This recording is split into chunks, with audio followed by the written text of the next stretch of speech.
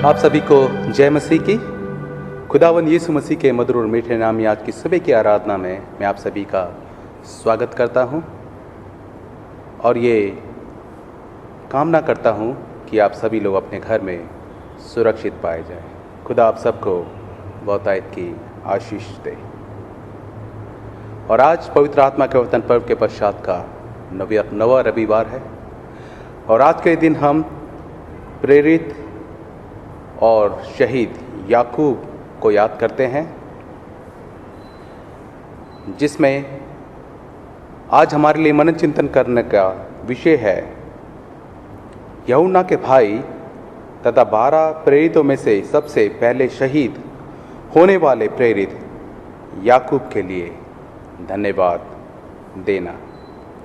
और आज परमेश्वर का वचन हमसे ये कहता है कि मैंने उससे कहा, हे स्वामी, तू ही जानता है। उसने मुझसे कहा, ये वे हैं जो उस महाक्लेश में से निकल कर आए हैं। इन्होंने अपने अपने वस्त्र मेमने के लहू से धोकर श्वेत किए हैं।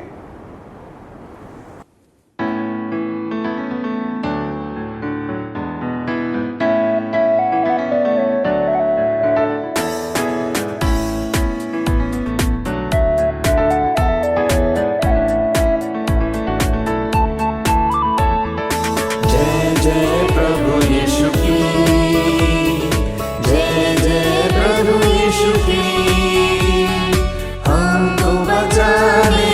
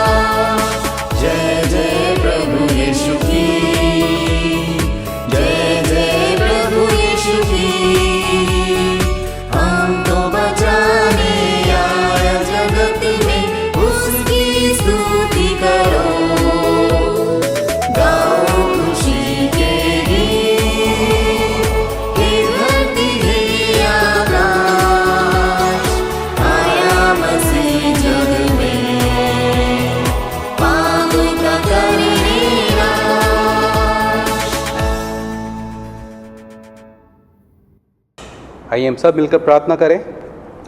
सर्वशक्तिमान परमेश्वर, आपके सम्मुख सबके हृदय खुले हैं। आप सबकी अभिलाषाओं को जानते हैं और आपसे कोई भी भेद छिपा नहीं है। अपने पवित्र आत्मा की प्रेरणा से हमारे हृदय के विचारों को शुद्ध कीजिए, ताकि हम आपसे पूर्ण रूप से प्रेम करें और योग्य रीति से आपके पवित्र नाम की स्तुति करें, हमारे प्रभु यीशु मसीह के द्वारा। आमीन। स्वर्ग में परमेश्वर की महिमा और पृथ्वी पर उसके लोगों को शांति। हे प्रभु परमेश्वर, स्वर्गिक राजा, सर्वशक्तिमान पिता परमेश्वर, हम आपकी आराधना करते, आपको धन्यवाद देते और आपकी महिमा के कारण आपकी स्तुति करते हैं। हे प्रभु यीशु मसीह, परमेश्वर पिता के इकलौते पुत्र, हे प्रभु परमेश्वर, हे परमेश्वर के मेमने, आप जगत का पाप उठा ले जाते हैं, हम पर दया कीजिए। आप पिता की दाहिनी ओर विराजमान हैं, हमारी प्रार्थना स्वीकार कीजिए, क्योंकि केवल आप ही पवित्र हैं, आप ही प्रभु हैं, आप ही यीशु मसीह पवित्र आत्मा के साथ परमेश्वर पिता की महिमा में परम उच्च हैं। आमीन। आइए हम सभी मिलकर दया याचना की प्रार्थना में शामिल हो। प्रभु हम पर दया कीजिए, प्रभु हम पर दया कीजिए, क्रिस्त हम पर दया कीजिए, क्रिस्त हम पर दया कीजिए, प्रभु हम पर दया कीजिए, प्रभु हम पर दया कीजिए। आज की विशेष प्रार्थना। हे दयावान परमेश्वर, आपके पवित्र प्रेरित याकूब ने अपने पिता को और अपना सब कुछ त्याग कर आपके पुत्र प्रभु यीशु की बुलाहट को स्वीकार किया और उनके पीछे हो लिया। हमें वर दीजिए कि हम भी अपनी स्वार्थ भावना को त्याग कर और उस कार्य को करने को सदा तैयार रहें जो आप हमसे कराना चाहते हैं, हमारे प्रभु यीशु मसीह के द्वारा, जो आपके पवित्र आत्मा के साथ एक परमेश्वर है, अब और सदा सर्वदा जीवित और राज्य करते हैं। आमीन। आज का उत्तरवादी पाठ लिया गया है भजन संहिता 44, 12 से लेके 13, 20 से लेके 22, 24 और 26 आयत तक। आप कृपया उत्तर करें। हमारी मदद यहोवा के नाम पर खड़ी है। तू अपनी प्रजा को सेंत मेत बेच डालता है, परंतु उनके मोल से तू धनी नहीं होता। तू हमारे पड़ोसियों में अपनी नाम धराई कराता है और हमारे चारों ओर से रहने वाले हमसे हंसी ठट्ठा करते हैं।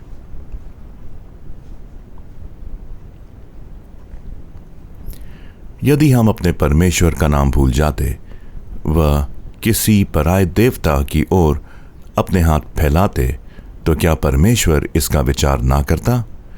क्योंकि वो तो मन की गुप्त बातों को जानता है। परंतु हम दिन भर तेरे निमित्त मार डाले जाते हैं और उन भेड़ों के समान समझे जाते हैं जो वध होने पर हैं।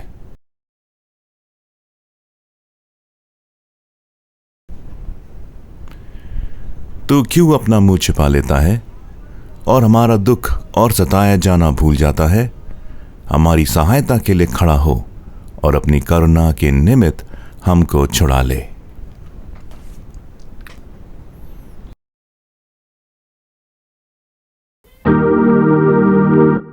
और प्रशंसा पिता की और पुत्र की और पवित्र आत्मा की, जैसे आदि में हुई अब है अब सदा रहेगी, युग युग। आमीन। आज का पहला पाठ वचन पुराने नियम यिर्मयाह नबी की पुस्तक से ली गई है। अध्याय 26 का 10 आयत से 15 आयत तक। यहाँ इस प्रकार लिखा हुआ है। यहूदा के हाकिम ये बातें सुनकर राजा के भवन से यहोवा के भवन में चढ़ आए और उसके नए फाटक में बैठ गए। तब याजकों और भविष्यवक्ताओं ने हाकिमों और सब लोगों से कहा, यह मनुष्य प्राणदंड के योग्य है, क्योंकि इसने इस नगर के विरुद्ध ऐसी भविष्यवाणी की है जिसे तुम भी अपने कानों से सुन चुके हो। तब यिर्मयाह ने सब हाकिमों और सब लोगों से कहा, जो वचन तुमने सुने हैं उसे यहोवा ही ने मुझे इस भवन और इस नगर के विरुद्ध भविष्यवाणी की रीति पर कहने के लिए भेज दिया है। इसलिए अब अपना चाल चलन और अपने काम सुधारो और अपने परमेश्वर यहोवा की बात मानो। तब यहोवा उस विपत्ति के विषय में जिसकी चर्चा उसने तुमसे की है पछताएगा। देखो, मैं तुम्हारे बस में हूँ। जो कुछ तुम्हारी दृष्टि में भला और ठीक हो वही मेरे साथ करो। पर यह निश्चय जानो कि यदि तुम मुझे मार डालोगे तो अपने को और इस नगर को और इसके निवासियों को निर्दोष के हत्यारे बनाओगे, क्योंकि सचमुच यहोवा ने मुझे तुम्हारे पास ये सब वचन सुनाने के लिए भेजा है। ये परमेश्वर का वचन है। परमेश्वर अपने वचन के पढ़े और सुने जाने के लिए हम सबको आशीष दे। आमीन। आप सभी को जय मसीह की। आज का दूसरा पाठ लिया गया है प्रेरितों के काम की पुस्तक, उसका 11 बाब 27 आयत से और 12 की 3 आयत तक। उन्हीं दिनों में कई भविष्यद्वक्ता यरूशलेम से अंताकिया में आए। उनमें से अगबुस नाम एक ने खड़े होकर आत्मा की प्रेरणा से ये बताया कि सारे जगत में बड़ा अकाल पड़ेगा, और वो अकाल क्लौदियुस के समय में पड़ा। तब चेलों ने ठहराया कि हर एक अपनी अपनी पूंजी के अनुसार यहूदिया में रहने वाले भाइयों की सेवा के लिए कुछ भेजे, और उन्होंने ऐसा ही किया। और बरनबास और शाऊल के हाथ प्राचीनों के पास कुछ भेज दिया। उस समय हेरोदेस राजा ने कलीसिया के कई एक व्यक्तियों को दुख देने के लिए उन पर हाथ डाले। उसने यूहन्ना के भाई याकूब को तलवार से मरवा डाला। और जब उसने देखा कि यहूदी लोग इससे आनंदित होते हैं तो उसने पतरस को भी पकड़ लिया। वे दिन आखिरी रोटी के दिन थे। पवित्र शास्त्र के कलाम को पढ़े जाने और सुने जाने पर उसकी आशीष हो। आमीन। आज का सुसमाचार पाठ लिया गया है मरकुस रचित सुसमाचार, उसका 10वां अध्याय और 35 से लेके 45 आयत तक। तब जब्दी का पुत्र याकूब और यूहन्ना के पास आकर कहा, हे गुरु, हम चाहते हैं कि जो कुछ हम तुझसे मांगे वही तू हमारे लिए करे। उसने उनसे कहा, तुम क्या चाहते हो कि मैं तुम्हारे लिए करूं? उन्होंने उससे कहा कि हमें ये दे कि तेरी महिमा में हम में से एक तेरे दाहिने और दूसरा तेरे बाएं बैठे। यीशु ने उनसे कहा, तुम नहीं जानते कि क्या मांगते हो। जो कटोरा मैं पीने पर हूँ क्या पी सकते हो? और जो बपतिस्मा मैं लेने पर हूँ क्या ले सकते हो? उन्होंने उससे कहा, हमसे हो सकता है। यीशु ने उनसे कहा, जो कटोरा मैं पीने पर हूँ तुम पियोगे, और जो बपतिस्मा मैं लेने पर हूँ उसे लोगे। पर जिनके लिए तैयार किया गया है उन्हें छोड़ और किसी को अपनी दाहिने और अपने बाएं बिठाना मेरा काम नहीं। ये सुनकर 10 याकूब और यूहन्ना पर रिसियाने लगे। और यीशु ने उनके पास बुलाकर उनसे कहा, तुम जानते हो कि जो अन्य जाति के हाकिम समझे जाते हैं वे उन पर प्रभुता करते हैं, और उनमें से जो बड़े हैं उन पर अधिकार जताते हैं। पर तुम में ऐसा नहीं है। वरन जो कोई तुम में बड़ा होना चाहे वह तुम्हारा सेवक बने, और जो कोई तुम में प्रधान होना चाहे वह सबका दास बने। क्योंकि मनुष्य का पुत्र इसलिए नहीं आया कि उसकी सेवा टहल की जाए, पर इसलिए आया कि आप सेवा टहल करे और बहुतों को छुड़ौती के लिए अपना प्राण दे। प्रभु अपने वचन के पढ़े और सुने जाने पर आशीष दे। आमीन। आइए हम समस्त मानव जाति के लिए प्रार्थना करें और अपनी प्रार्थनाओं को प्रभु यीशु मसीह के निरंतर निवेदन के साथ अर्पित करें। हे पिता, हम प्रार्थना करते हैं कि समस्त संसार में न्याय और शांति स्थापित हो और प्रत्येक व्यक्ति भरपूर जीवन प्राप्त करे। हे दयावान प्रभु, हमारी प्रार्थना सुन। उन सब लोगों के लिए जो इस नगर में रहते हैं, उन सब बातों को दूर करने के लिए जिनसे आपसी फूट और झगड़े होते हैं, और हमारे देश में सच्ची एकता की बढ़ती के लिए। हे दयावान प्रभु, हमारी प्रार्थना सुन। उन सब लोगों के लिए जो कृषि, उद्योग अथवा व्यापार में लगे हुए हैं, सब मजदूरों और कारीगरों के लिए, उन सब के लिए जो हमारे देश की रक्षा करते हैं। हे दयावान प्रभु, हमारी प्रार्थना सुन। अध्यापकों और छात्रों, वैज्ञानिकों, लेखकों और कलाकारों और उन सब व्यक्तियों के लिए जो अन्य लोगों के विचारों और भावनाओं को प्रभावित करते हैं। हे दयावान प्रभु, हमारी प्रार्थना सुन। उन सब लोगों के लिए जो दुखी हैं, बेरोज़गार हैं, भूखे प्यासे हैं, दरिद्र और दलित हैं, बीमार और मरनासन हैं, और उन सब व्यक्तियों के लिए जो ऐसे लोगों की सेवा और सहायता करते हैं। हे दयावान प्रभु, हमारी प्रार्थना सुन। हमारे तथा अन्य देशों के सब शासकों के लिए, विशेषकर हमारे राष्ट्रपति, प्रधानमंत्री, इस राज्य के राज्यपाल और मुख्यमंत्री, और उनके लिए भी जो लोगों पर किसी प्रकार का अधिकार रखते हैं। हे दयावान प्रभु, हमारी प्रार्थना सुन। संपूर्ण मसीह समाज की एकता और मेल मिलाप के लिए और समस्त संसार में उनकी गवाही और सेवा कार्य के लिए, हे दयावान प्रभु, हमारी प्रार्थना सुन। भारत में आपकी समस्त कलीसिया के लिए, उसकी परिषदों तथा अगुओं, विशेषकर हमारे प्रमुख धर्माचार्य पीसी सिंह, दक्षिण भारत कलीसिया के प्रमुख धर्माचार्य और मार्तोमा कलीसिया के मेट्रोपॉलिटन, और हमारे कमिश्नरी, हमारे पुरोहित,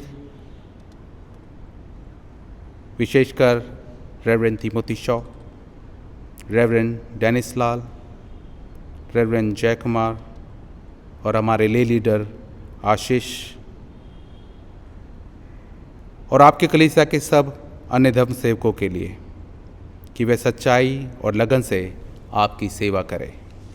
हे दयावान प्रभु, हमारी प्रार्थना सुन। ये वर दे कि आपके उन सब भक्तों के साथ जिन्होंने अपने जीवन में सच्चाई से आपकी सेवा की है, हम भी आपके राज्य के शाश्वत आनंद में संभागी हो सके।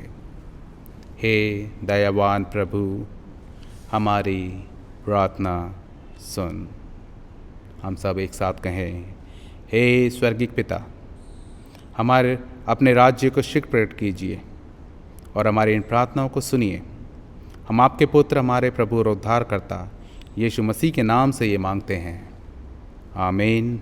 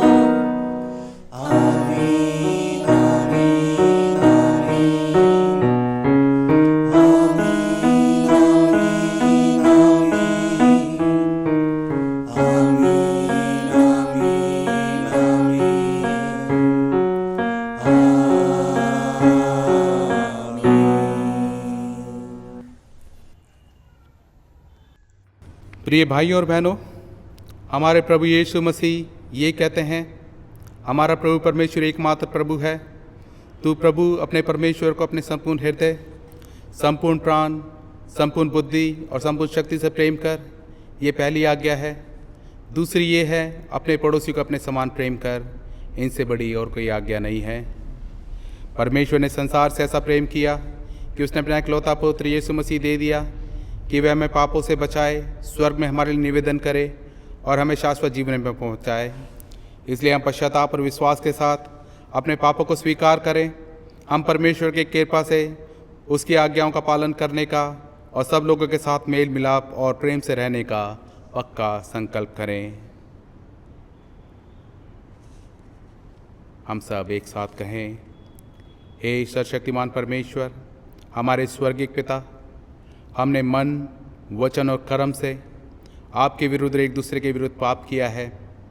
हमने अपनी अज्ञानता और दुर्बलता के कारण और जानबूझकर भी बुराई की है और भलाई करने में असफल रहे हैं। इन सब पापों के लिए मैं सचमुच दुखी हैं और अंतःकरण से पश्चाताप करते हैं। आपके पुत्र यीशु मसीह ने हमारे लिए अपने प्राण दिए। उन्हीं के कारण हमने जो पाप किए उनको क्षमा कीजिए और ये वर दीजिए कि भविष्य में हम नया जीवन पाकर सदा आपकी सेवा करें, ताकि आपके पवित्र नाम की महिमा हो। आमीन। सर्वशक्तिमान परमेश्वर उन सबको क्षमा करता जो एक दूसरे को क्षमा करते हैं और सच्चा पश्चाताप करते हैं। वह आप सब पर दया करे, आप सबके पापों को क्षमा करे और उनसे आपको छुटकारा दे, सब भले कामों में आपको स्थिर और सबल करे और शाश्वत जीवन में बनाए रखे। हमारे प्रभु यीशु मसीह के द्वारा। आमीन। परमेश्वर का धन्यवाद हो।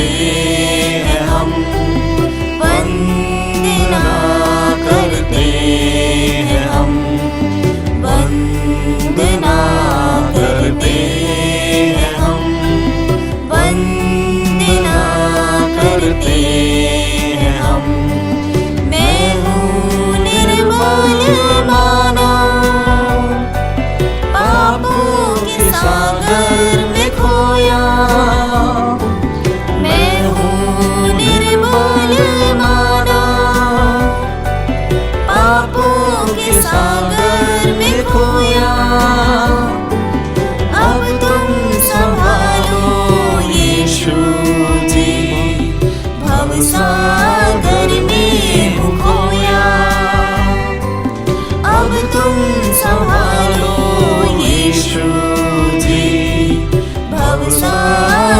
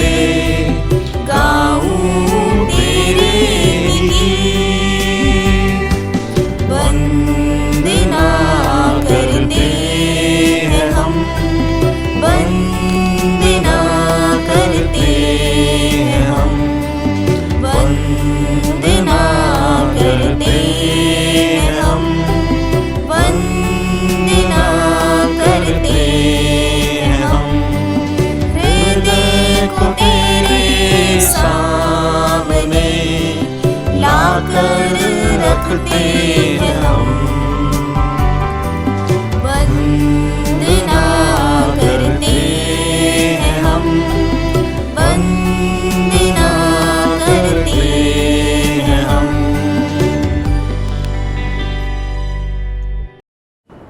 एक बार फिर मैं आप सभी का स्वागत करता हूँ। इससे पहले कि हम प्रभु के वचनों में जाएं, उसमें मनन चिंतन करें, अपने सिरों को झुकाएं और प्रार्थना करें।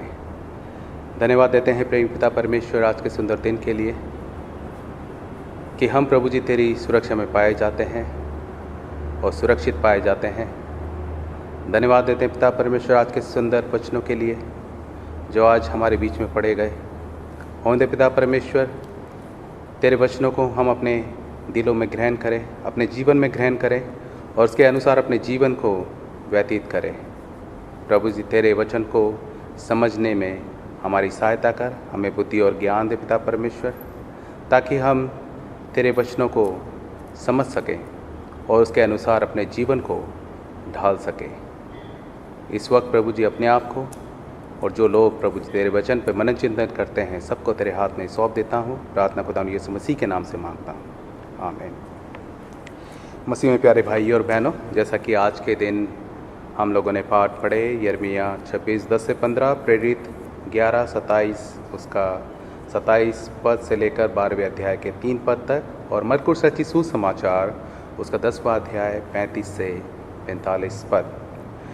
आज के दिन हम प्रेरित याकूब के शहीदी दिवस को हम लोग मनाते हैं, जिसमें हम देखते हैं कि आज का हमारा विषय भी है कि यूहन्ना के भाई तथा 12 प्रेरितों में से सबसे पहले शहीद होने वाले प्रेरित याकूब के लिए धन्यवाद देना, उनके जीवन के लिए धन्यवाद देना। क्योंकि प्रेरित याकूब जब्दी के पुत्र और संत यूहन्ना के बड़े भाई थे, और संत पतरस और यूहन्ना की तरह ये भी प्रभु यीशु के प्रिय शिष्यों में से एक थे, जो प्रभु यीशु के दिव्य रूपांतरण के समय वहाँ पर मौजूद थे। और अत्यधिक उत्साह के कारण प्रभु यीशु ने उन्हें गर्जन का पुत्र नाम दिया था। और संत याकूब 12 शिष्यों में से सबसे पहले शहीद हुए। सन 44 में हेरोदेस अग्रिप्पा प्रथम ने इनका सिर तलवार से कटवा दिया था, और ऐसा माना जाता है कि शहीद होने से पहले इन्होंने स्पेन में शुभ संदेश का प्रचार किया था। इसलिए 25 जुलाई को हम संत याकूब को याद करते हैं, और इस दिन हम इनके लिए विशेष प्रार्थना करते हैं, क्योंकि प्रभु का वचन हमें ऐसे बताता है, क्योंकि विनम्र सेवा और आत्मत्याग से ही सच्ची महानता प्रकट होती है। और प्रभु यीशु अपने शिष्यों को निरंतर उनकी शिष्यता और सेवा और सच्ची महानता के विषय में बात करते हैं, उन्हें बताते हैं। और प्रभु यीशु का अनुसरण करने का अर्थ क्रूस उठाना है, दुख सहना है, क्योंकि जो कोई अपना प्राण बचाना चाहे वह उसे खोएगा, और जो कोई मेरे और सुसमाचार के लिए और लोगों की सेवा के लिए अपने प्राण को खोएगा वह उसे बचाएगा। क्योंकि प्रभु यीशु का मार्ग दुख और पीड़ा का मार्ग है, जिसमें हम देख पाते हैं कि जब्दी का पुत्र याकूब, जब्दी का पुत्र यूहन्ना और यूहन्ना का भाई याकूब, वह पहले ऐसे प्रेरित थे जिसे हेरोदेस राजा ने तलवार से मरवा डाला। और याकूब ने प्रभु यीशु द्वारा उससे कही गई बात का पूरा अनुभव किया, जिसको हमने आज के सुसमाचार पाठ में पढ़ा भी, कि जो कटोरा मैं पीने पर हूँ, क्या तुम उसको पियोगे, और जो बपतिस्मा मैं लेने पर हूँ क्या तुम उसे लोगे। जिसमें एक कटोरे पीने का अर्थ दुख सहना व दुख उठाना था, और बपतिस्मे का अर्थ मृत्यु को स्वीकार करना था। क्योंकि प्रभु यीशु की शिष्यता एक नए क्रांतिकारी प्रारूप की ओर संकेत कर रही है, जिसमें शिष्यता प्रभुता के लिए नहीं थी, परंतु सेवा और कष्ट सहने वाली थी। और मरकुस रचित सुसमाचार में निरंतर इस बात पर जोर दिया गया कि प्रभु की शिष्यता जीवन भर सीखने और समझने की प्रक्रिया है। यदि हम आज के सुसमाचार में देखें तो उसमें हम पाते हैं कि याकूब और यूहन्ना प्रभु यीशु के पास ये निवेदन लेकर आए थे कि वह उन्हें अपने आने वाले राज्य में सर्वोच्च स्थान दे, एक को दाहिने और एक को बाएं बैठाए। यहाँ पर हमें ऐसा प्रतीत होता है कि प्रभु यीशु के चेले प्रभु यीशु को राजनीतिक मसीहा के रूप में देखते थे, जिसमें उनका ये मानना था कि प्रभु यीशु अपनी शक्ति और सामर्थ्य के साथ रोमी साम्राज्य का नाश करेगा और यरूशलेम में अपनी शक्ति और अधिकार के साथ राज्य स्थापित करेगा। इसलिए शायद प्रभु यीशु के शिष्य प्रभु यीशु को एक सांसारिक राजा के रूप में देखते थे। इसलिए शायद याकूब और यूहन्ना प्रभु यीशु के राज्य में एक महत्वपूर्ण स्थान या पद चाहते थे, ताकि वे नए समुदाय में शक्ति व अधिकार प्राप्त कर नए समुदाय का संचालन कर सकें। शायद इसीलिए याकूब और यूहन्ना ने प्रभु यीशु से ये निवेदन किया कि तेरी महिमा में हम में से एक को अपने दाहिने और दूसरे को अपने बाएं बैठने दे। ये शायद इसलिए था क्योंकि मरकुस 9 उसका 33 में प्रभु यीशु के शिष्य आपस में ये वाद विवाद कर रहे थे कि उनमें से सबसे बड़ा कौन होगा।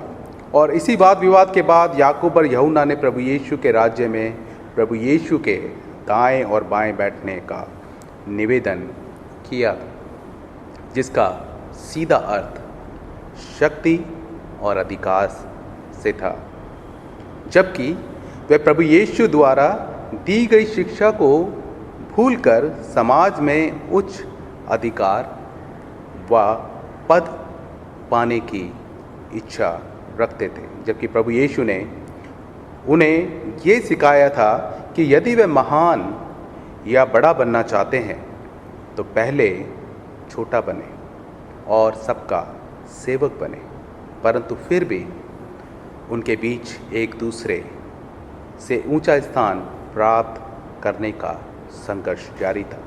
जबकि समाज में सही मायने में सर्वोच्च स्थान को प्राप्त करने की इच्छा रखने वालों के लिए सर्वोच्च स्थान उन्हें आसानी से नहीं मिलता है, वरन उसके लिए उन्हें कठोर परिश्रम करना पड़ता है। और जो कठोर परिश्रम करके किसी पद को प्राप्त करता है या करते हैं, वह उस पद की वैल्यू को और उसकी गरिमा को समझते हैं और ईमानदारी के साथ उस काम को करते भी हैं। क्या आज ये समस्या हमारे साथ नहीं है? क्योंकि हर कोई इस दौड़ में शामिल है, जो किसी की परवाह किए बगैर एक दूसरे को कुचलकर, एक दूसरे को पीछे छोड़कर आगे बढ़ना चाहते हैं। जबकि खुदावन यीशु मसीह ने कहा कि जैसा मैंने तुमसे प्रेम किया एक दूसरे से प्रेम करो, वरन एक दूसरे को साथ लेके चलो, एक दूसरे का साथ दो, एक दूसरे को आगे बढ़ाओ। जो कमज़ोर है उसको तुम आगे बढ़ाओ। परंतु यदि हम आज के समाज में देखते हैं तो यहाँ पर हम देखते हैं कि विभिन्न स्थानों में से, विभिन्न संस्थाओं में, धार्मिक संस्थाओं में देखें तो सभी जगह पर उच्च पदों को प्राप्त करने के लिए लोग क्या क्या नहीं करते हैं। वे गलत तरीके से आगे बढ़ते हैं। घूस ली जाती है या दी जाती है, एक दूसरे को नीचा दिखाया जाता है, जहाँ पर लोगों की काबिलियत को नहीं देखा जाता, वरन अपने लाभ के लिए सही व्यक्ति को छोड़कर गलत व्यक्ति को आगे बढ़ाया जाता है। क्या ऐसी समस्या आज हमारे मसीह समाज में नहीं पाई जाती है? क्योंकि इन्हीं कारणों की वजह से आज मसीह सेवा का स्तर गिरता जा रहा है और इन्हीं परिस्थितियों के कारण आज हमारी मसीह कलीसिया अंधकार की ओर जा रही है और हमारे अंदर की जो आध्यात्मिकता है वो कम होती जा रही है। इस ओर हमें सोचने की ज़रूरत है, हमें ध्यान देने की ज़रूरत है। इसलिए ज़रूरी है कि हमें जब कोई भी जिम्मेदारी दी जाती है तो उसे हम परमेश्वर के भय में रहकर पूरा करें, क्योंकि जो अधिकार या ऊंचा पद हमें दिया जाता है या हमें मिलता है वह परमेश्वर ही के द्वारा हमें दिया जाता है, ताकि हम उस पद पर रहकर दूसरों के हित के लिए काम करें, लोगों की भलाई के लिए काम करें। क्योंकि तकलीफ सहकर जिम्मेदारी को ईमानदारी के साथ पूरा करना ही सच्ची सेवा है। जैसे सेवा प्रभु यीशु के शिष्यों ने की और उन्होंने तकलीफ सहकर अपनी जिम्मेदारी को पूरा किया, जिसके लिए उन्हें मार डाला गया। उनमें से प्रेरित याकूब भी एक थे, जिनमें प्रेरितों में से पहला शहीद याकूब ही थे। और दूसरे हिस्से में हम लोग देखते हैं कि प्रभु यीशु याकूब और यूहन्ना से ये प्रश्न पूछते हैं कि क्या जो मैं कटोरा पीने पर हूँ या बपतिस्मा लेने पर हूँ, क्या तुम ऐसा कर सकते हो? तुम वो कटोरा पी सकते हो, तुम वो बपतिस्मा ले सकते हो? यहाँ पर यहूदी वक्तव्य के अनुसार कटोरे पीने का अर्थ दुख उठाना और दुख सहना था, और यहाँ पर बपतिस्मे का अर्थ मृत्यु था। अर्थात यहाँ पर कटोरा और बपतिस्मा खुदावन यीशु के दुख सहने और मृत्यु की ओर संकेत करते थे।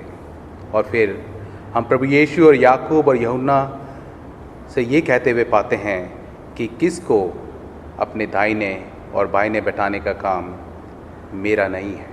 कारण खुदावन यीशु मसीह उन्हें कहते हैं कि तुम्हें दाहिने और बाएं बैठाने का काम मेरा नहीं है, वरन किसी के लिए कोई स्थान निर्धारण करने का कार्य या काम केवल परमेश्वर का है, केवल परमेश्वर पिता का है, क्योंकि वही जानता है कि किसको कौन सा स्थान मिलना चाहिए। और प्रभु यीशु यहाँ पर उन्हें ये बताना चाहते हैं कि बहुत से ऐसे लोग हैं जो दूसरों पर अधिकार रखते हैं, परंतु वे दूसरों के हित की नहीं, वरन अपने हित की और अपने लाभ और अपने स्वार्थ के लिए दूसरों का शोषण करते हैं और उन्हें नीचा दिखाते हैं और उनके साथ बुरा व्यवहार करते हैं। और ये सब बुराइयाँ ये हमारे समाज में भी पाई जाती हैं, हमारे अंदर भी पाई जाती हैं। ज़रूरी है कि हम इन बुराइयों से ऊपर उठें, उन बुराइयों को अपने जीवन से दूर करें। परंतु खुदावन यीशु मसीह यहाँ पर लोगों से ये कहना चाहते हैं कि मसीह के अनुयायियों को ऐसा नहीं करना चाहिए या ऐसा नहीं होना चाहिए, क्योंकि मसीह ने हमें एक दूसरे से प्रेम करना सिखाया है, एक दूसरे के साथ मिलकर हमें चलना सिखाया है। इसलिए खुदावन यीशु मसीह ने हमें दो आज्ञाएं दी कि एक तो अपने परमेश्वर से सच्चे मन से, सच्ची शक्ति से, अकल से, बुद्धि से प्रेम करें, और दूसरा ये कि अपने पड़ोसी को अपने समान प्रेम करें। इसलिए प्रभु यीशु मसीह यहाँ पर ये कहते हैं कि जो कोई तुम में से बड़ा होना चाहे वह पहले सबका सेवक बने, और जो कोई तुम में प्रधान होना चाहे वह पहले सबका दास बने। अर्थात यहाँ पर कहने का मतलब ये है कि मनुष्य दुनियावी अधिकार व शक्ति या उच्च पदों के बारे में सोचने की बजाय उसे इस बात पर ध्यान देना चाहिए या इस बात पर यह सोचना चाहिए कि वह समाज में रहकर किस प्रकार का योगदान देता है या किस प्रकार वह ज़रूरतमंदों की, कुचले हुए लोगों की, दबे हुए लोगों की, गरीब व विनाश में पड़े लोगों की सेवा कर सकता है। क्योंकि सच्चे मसीह होने का कारण या प्रभु यीशु के सच्चे अनुयायी होने का कारण हमारी भूमिका में ये होना चाहिए कि हम सच्चाई और ईमानदारी से लोगों के लिए सेवा करें, या सच्चाई से हम जो है कि ईमानदारी के साथ हम उनके एक दास के अनुसार इन लोगों के लिए कार्य करें। आज का वचन भी हमें यही सिखाता है कि यदि हमको दूसरों के हित के लिए दुख उठाना भी पड़े तो उसके लिए हमें सदा तैयार रहना चाहिए। यदि देखा जाए तो प्रबल वर्ग के लोग जो हमेशा राजनीतिक सत्ता की शक्ति के लालच में काम करते हैं, जबकि हमें इनकी नकल बिल्कुल भी नहीं करनी चाहिए, क्योंकि कई बार हम लोग ऐसी ही नकल इनको देखा देखी हम लोग अपने जीवन में करने लगते हैं। वरन इसके विपरीत हमें प्रभु यीशु के शिष्य होने के कारण राजनीतिक या सामुदायिक शक्ति का प्रयोग आम लोगों की सेवा के लिए करना चाहिए, क्योंकि परमेश्वर हमें जो भी देता है वो इसलिए देता है कि हम दूसरों की चिंता करें। जैसा कि प्रभु यीशु ने किया, उसने दबे कुचले लोगों की चिंता करी और उनकी सेवा करी और उन्हें मानव जाति के हित के लिए दुख उठाया और अपनी जान कुर्बान की। इसलिए प्रभु यीशु ने 45वें पद में जो भी कहा है वह बहुत ही स्पष्ट कहा है और जो कि बहुत ही महत्वपूर्ण है। इसमें प्रभु यीशु मसीह सेवा के मार्ग के विषय में बताते हैं, जिसमें उन्होंने कहा कि मनुष्य का पुत्र इसलिए नहीं आया कि उसकी सेवा टहल की जाए, वरन वह तो इसलिए आया कि वह आप दूसरों की सेवा टहल करे और बहुतों की छुड़ौती के लिए अपने प्राण दे। इसलिए अब हमें भी चाहिए कि हम प्रभु यीशु की दीनता का अनुसरण कर अपने सम्मान के लिए नहीं, वरन प्रभु यीशु द्वारा बताए गए सेवा के मार्ग का अनुसरण करके लोगों के हित के लिए सेवा के कार्य करने का प्रयत्न करें। क्योंकि विनम्र सेवा और आत्मत्याग, परिश्रम और लोगों की लिए पीड़ा को बर्दाश्त करना ही सच्ची शिष्यता या सेवा है। क्योंकि हम जानते हैं कि हमारे जीवन में बदलाव तुरंत नहीं आता है, वरन धीरे धीरे आता है। परंतु ज़रूरी ये है कि लक्ष्य हमारा सही होना चाहिए, जो हमारे जीवन में बदलाव ला सके। जैसे कि फुटबॉल के मैदान में खिलाड़ियों का लक्ष्य व केंद्र बिंदु गोल स्पोर्ट होता है, जिसमें गोल करने से टीम जीतती है या विजय प्राप्त करती है। ठीक वैसे ही हमारे जीवन में हमारा केंद्र बिंदु खुदावंद यीशु मसीह ही होना चाहिए, क्योंकि तभी हम अपने लक्ष्य को हासिल करने में कामयाब हो सकेंगे। क्योंकि परमेश्वर ने हमें इसलिए रचा कि हम प्रभु की शिक्षा का अनुसरण करें और प्रभु यीशु के समान हम भी ज़रूरतमंदों, पीड़ितों, दुखी लोगों और परेशान लोगों की सेवा करें, जिसमें एक समर्पित अगुवे का उदाहरण हमारे सामने स्वयं खुदावंद यीशु मसीह थे। और हम भी परमेश्वर के इसी उद्देश्य को पूरा करने के लिए इस पृथ्वी पर हैं। इसलिए संत पौलुस भी फिलिपियों उसका 2:4 में ये कहते हैं कि प्रत्येक मनुष्य केवल अपने ही हित की नहीं वरन दूसरों के हित की भी चिंता करें। और पौलुस 1 कुरिन्थियों उसका 10:24 में भी कहते हैं कि तुम केवल अपनी ही भलाई ना करो वरन दूसरों की भी भलाई करें। क्या हम ऐसा करते हैं?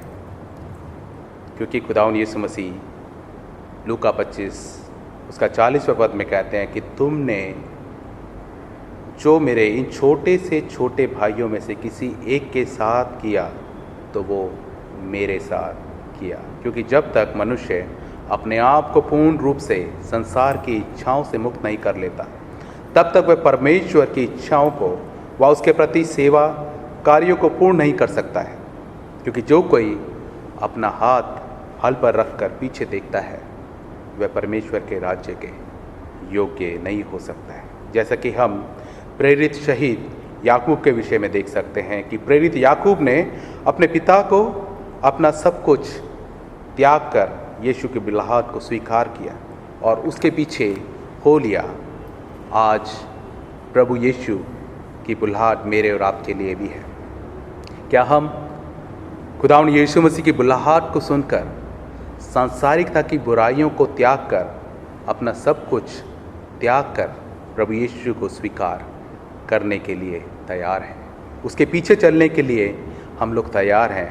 अपने जीवन को, अपने हृदय को परिवर्तन करने के लिए क्या हम तैयार हैं?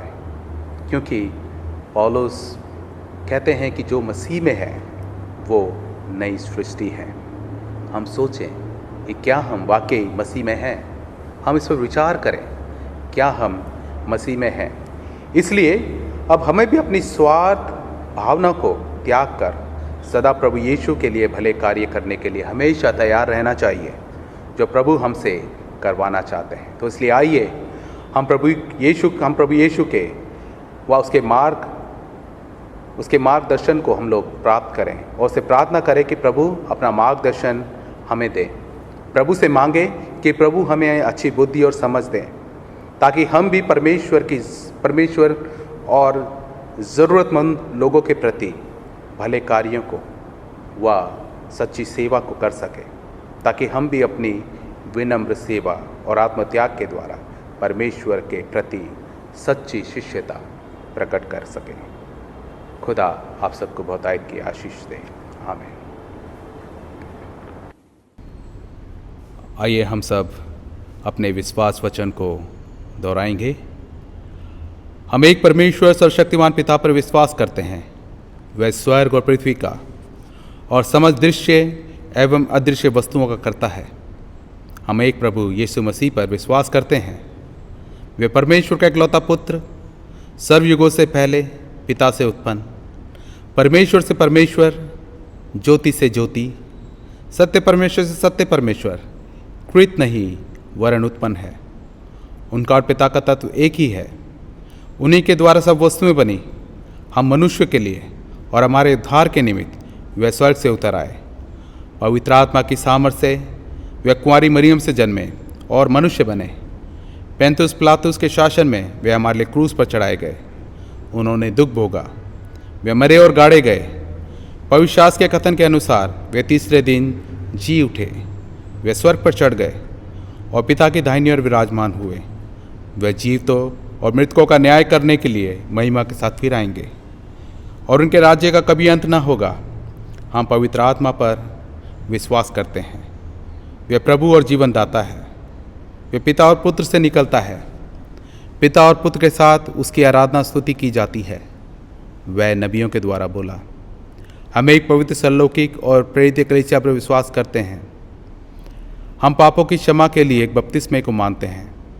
हम मृतकों के पुनरुत्थान की और आने वाले युग के जीवन की प्रतीक्षा करते हैं। आमीन।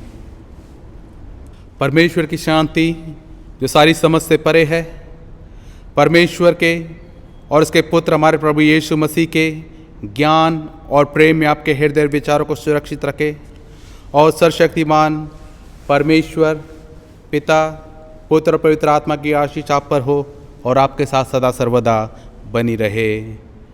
आमीन।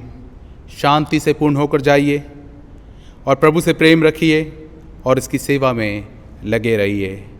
मसीह के नाम में आमीन।